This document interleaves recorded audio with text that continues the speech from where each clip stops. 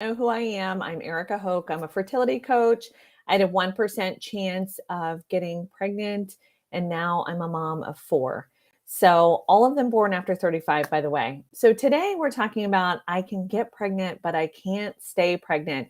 And there are 3 tests I really want to highlight today, but there's actually more tests than just 3. So, just so you know, I'm going to send you to some additional resources that I have because this is a really long topic, a really long conversation to have, and we don't have time to do it right here.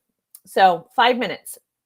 I'm going to keep it to 5 minutes, and then I'm going to send you some links, and you can go check out some other resources if this hits the mark for you and you are like, well, wait a minute, that could be me.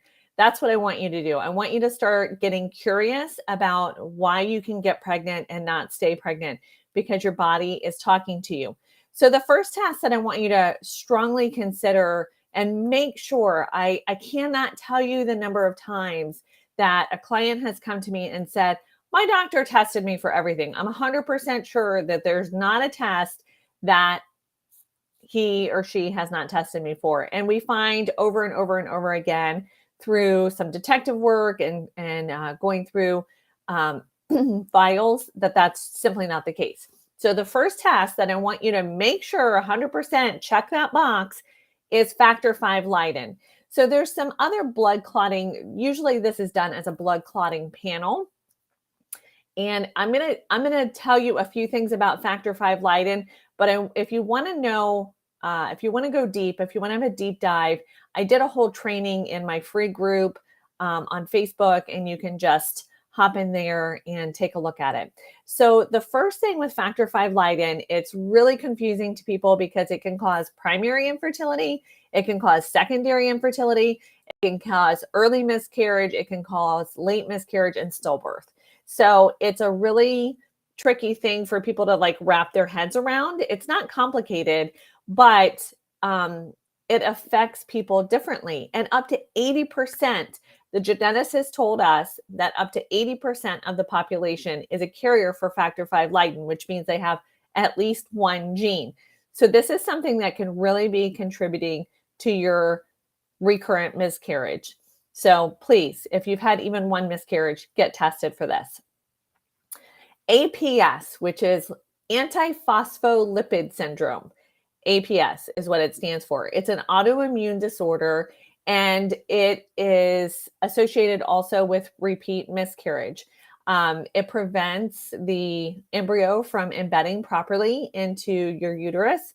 And so for that reason, then that causes your miscarriage. So also easily diagnosed with just a simple blood test. APS also causes things like restricted fetal growth and that sort of thing. So it's definitely something that you want to rule out if you've had even one miscarriage. Okay, so the third thing is really a tricky little bacteria. It's a tricky little bacteria called Urea plasma. I'm going to send you to YouTube if you want to hear a longer story about Aaron Banks' story with your Urea plasma. But urea plasma is tricky for a few different reasons. Also causes miscarriage. So it's something that can cause repeat miscarriage and also procedure failure. So IVF and IUI can fail repeatedly because of a urea plasma infection. And so it's interesting because for a few different reasons. It's tricky and interesting for a few different reasons. One being that it's really hard to culture. So your OBGYN or your fertility doctor can culture you and tell you you don't have urea plasma, but you're still symptomatic. So what do those symptoms look like? Those symptoms look like feelings of urinary tract infection, but no protein in your urine, or no other detectable culture from that standpoint. Excuse me. So it's hard to get an official diagnosis, but let me tell you, the cure, the treatment for ureaplasma is a simple $10 antibiotic. Again, so this is a little bit of a tricky thing. You can't just treat yourself. You also have to treat your partner, okay? So in order to get rid of ureaplasma, you both have to go through a course of antibiotics, and sometimes you have to go through multiple courses of antibiotics. So ureaplasma doesn't have a cell wall, which common antibiotics attack to resolve infection.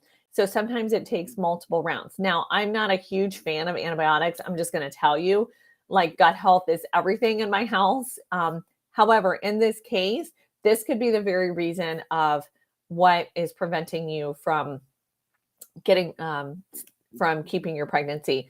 Erin's story, again, is amazing. We don't have time to go into it here, but it was multiple miscarriages, multiple failed IUIs, and in the end, once she was treated for her ureaplasma, once her husband was treated for her ureaplasma, then they were able to get pregnant, and not only pregnant one time, she then conceived when her second daughter was 4 months old, just spontaneously. So there's a couple other tasks that we don't have time to go into, but I'm going to drop the link for the blog here below, and you can either go read about it, or if you go to the blog that has the links for the YouTube video. I'm providing you a ton of resources on this because it's so important. If you have miscarried, if you've miscarried, please don't let your doctor tell you that it's normal. Let's not normalize losing a baby. And in some instances, will not even test you. The medical community will not even test you until you've lost 3 babies. That's not okay with me. Okay. So we want to get these things tested. I want you to advocate for yourself and get tested so that you can move forward with your pregnancy, and that you can rest and trust that that pregnancy is going to be viable and end in a baby in your arms. Okay, that's it for today. Health and blessings to you guys. Have a great, beautiful spring day, and I'll see you Friday.